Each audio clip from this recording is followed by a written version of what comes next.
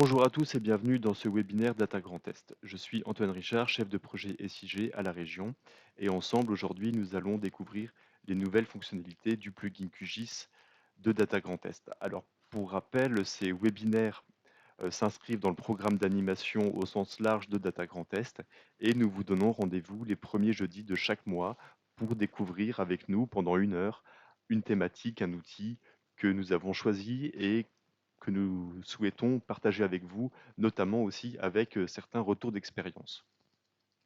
Alors, aujourd'hui, donc, nous allons nous intéresser au plugin QGIS de Data Grand Est. Alors, pour remettre les choses un petit peu dans leur contexte, lors d'un comité technique en 2020, les adhérents ont fait l'expression d'un besoin qui est de faciliter l'accès aux données environnementales. Donc, suite à ça, l'équipe s'est mise en recherche d'un outil qui existerait pour répondre à ce besoin-là. Et donc, nous sommes tombés sur l'existence de ce plugin QGIS réalisé par la société NeoGéotechnologies pour la région Hauts-de-France et notamment avec l'appui de Benjamin Chartier. Donc, cet outil est open source qui nous a permis de récupérer le code et de l'adapter au contexte de Data Grand Est. Aujourd'hui, il y a plusieurs régions qui collaborent autour de cet outil-là, notamment donc les Hauts-de-France, le Grand Est, la Bretagne, mais aussi dernièrement un laboratoire, un DIGEO, qui travaille sur les données maritimes.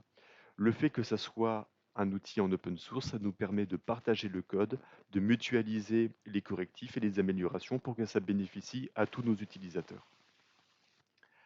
Alors cet outil, il existe aussi depuis 2020 dans la version Géo Grand Est et donc il devient maintenant le plugin Data Grand Est.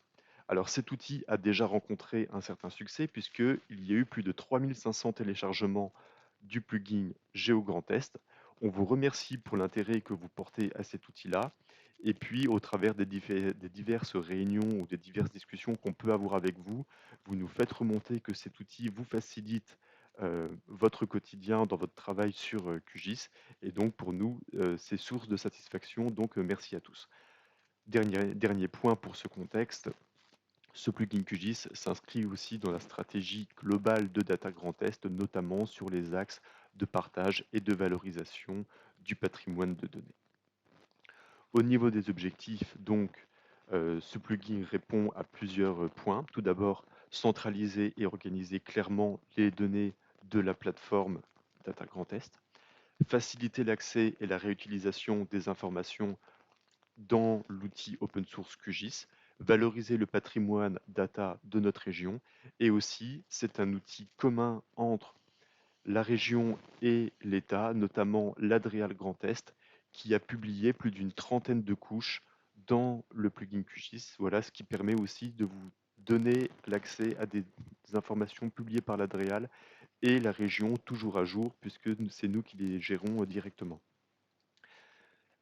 Au niveau de la présentation, donc certains d'entre vous connaissent déjà cet outil. Voilà, c'est une arborescence donc, qui est organisée autour de répertoires et de sous-répertoires que nous avons classés en thématiques, ce qui permet vraiment de faciliter, d'organiser clairement les données. Toutes les couches que vous voyez sous cette capture d'écran en fait, sont prêtes à l'emploi, c'est-à-dire qu'elles sont déjà publiées sur des infrastructures de données géographiques. Et donc, vous pouvez les réutiliser directement sans vous soucier des noms de serveurs, de paramétrage, de systèmes de projection et tout ça. Vous pouvez les utiliser, pour les utiliser, vous prenez une couche dans l'arborescence et vous la glissez directement dans QGIS et c'est parti, vous avez les données directement utilisables. Au niveau du contenu, donc aujourd'hui dans le plugin QGIS, nous avons plus de 160 couches de données disponibles, c'est une vraie richesse. Alors vous voyez certaines petites captures d'écran, donc nous pouvons avoir accès à des données de référence, des fonds de plan, des données métiers, notamment par exemple plusieurs fonds OpenStreetMap, toutes les données de l'occupation du sol et les données dérivées comme la base de données des emprises d'activité, les orthophotos de l'IGN sur plusieurs millésimes, des fonds de plan IGN, des données thématiques comme celles d'Odona, comme celles de l'ONF, comme celles de la DRAF avec le registre parcellaire graphique. Alors, dans ce plugin QGIS, il y a plusieurs types de flux. Donc, vous voyez des flux WMS, WFS et WMTS, ce qui nous permet vraiment d'adapter la diffusion des données dans le bon format pour que ça soit plus facilement réutilisable pour vous dans l'outil QGIS. Le contenu est bien sûr évolutif, puisque voilà, nous pouvons le faire évoluer sur demande dès qu'on a des nouvelles données publiées par Data Grand Est, ou alors si vous souhaitez que certaines de vos données soient intégrées dans ce plugin-là, voilà, c'est très simple, vous nous faites un mail et on prend rendez-vous et puis on essaye de publier tout ça de façon conjointe. Les nouvelles fonctionnalités du plugin QGIS Data Grand Test, donc il y en a trois principales. Je m'appuie sur une autre vidéo, la suivante, pour faire une petite démo. Mais déjà, je peux lister donc la mise à jour automatique du contenu.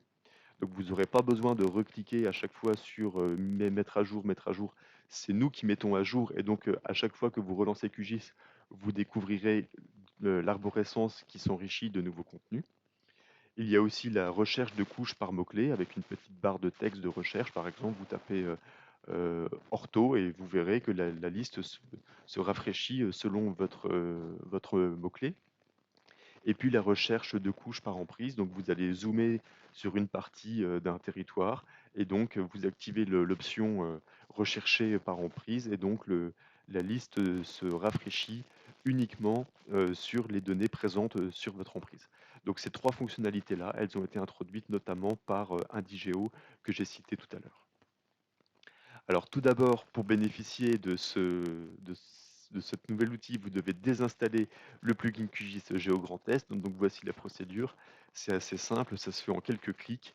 Donc vous allez dans le magasin des extensions de QGIS, vous recherchez GeoGrandTest et vous cliquez sur désinstaller. Ensuite, vous installez le plugin QGIS Data Grand Test, donc de la même façon. Dans le magasin des extensions, vous recherchez Data Grand Test et en bas, vous cliquez sur Installer. Ensuite, le plugin viendra s'installer dans le panneau latéral de droite de QGIS. Quelques ressources en ligne, voilà, pour terminer cette présentation. Donc tout d'abord, la page projet du plugin sur le site Data Grand Test. Vous retrouverez toutes les informations et puis peut-être un petit peu plus par rapport à ce que je présente dans cette vidéo-là. La notice d'installation et d'utilisation de ce plugin QGIS. La liste complète des couches, donc les 160 couches que j'ai parlé tout à l'heure, que j'ai référencé dans un tableau Excel que j'ai mis en ligne. Vous pouvez consulter et aller voir concrètement tout ce qu'il y a là-dedans. Et puis le dépôt GitHub, voilà, qui permet, si vous voulez accéder au code source, de le retrouver. Voilà, merci pour votre attention.